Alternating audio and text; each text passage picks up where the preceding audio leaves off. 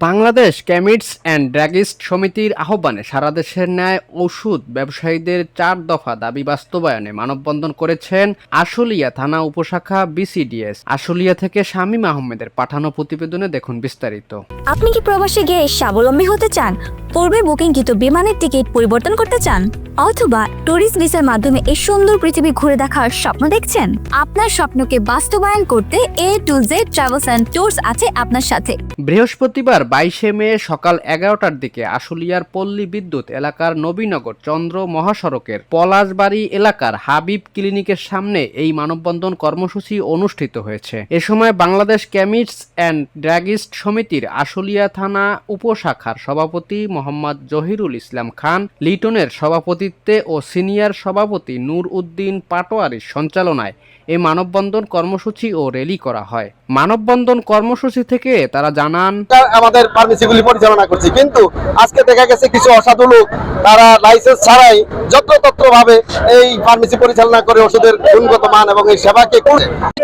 স্বাধীনতার 53 বছর পরেও কেন রাস্তায় নেমেছি আপনারা খুব ভালো করে জানেন। 2000 সাল থেকে শুরু করে আমি ওষুধের ব্যবসা চালাচ্ছি। তখনও যে কমিশনটা আমি পেয়েছি আজও সেই কমিশনটা বলবৎ রয়েছে। আমাদের 1 টাকাও কোনো মিশন বাড়ায় নাই, সরকার কর্তৃক বাড়ায় নাই, কোম্পানি থেকে বাড়ায় নাই। অথচ প্রতি বছরে বছরে আমার দোকান ভাড়া বৃদ্ধি হচ্ছে, প্রতি বছরে বছরে আমার দোকানের কর্মচারী বেতন বাড়ছে, বছরে বছরে আমার বিদ্যুৎ বিল বাড়ছে।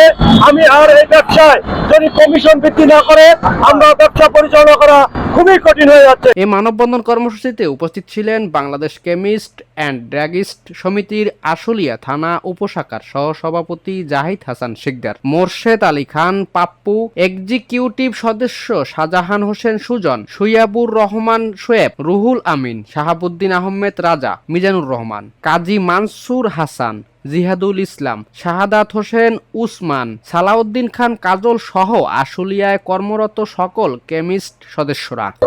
ব্যবসা রয়েছে যে ব্যবসাটা স্বাস্থ্য খাত, সর্বোচ্চ সেবার খাত যেটি হিসাবে জড়িত, এবং পল্লী চিকিৎসকরা যেখানে সর্বোচ্চ সেবা দিয়েছে। আপনারা জানেন যে এখানে যে পল্লী চিকিৎসকদের ভিতরে কেমিস্ট বান্ধব যারা কেমিস্ট রয়েছে তারা বিগত করোনার সময় সম্মুখ সারির যোদ্ধা হিসেবে যারা সেবা দিয়ে গিয়েছে, এই দেশে অনেক মানুষকে পাওয়া যায়নি। কিন্তু পল্লী চিকিৎসকরা কি করেছে, কেমিস্টরা কি করেছে আপনারা। 26 টেলিভিশন, মাতৃভূমির বন্ধনে।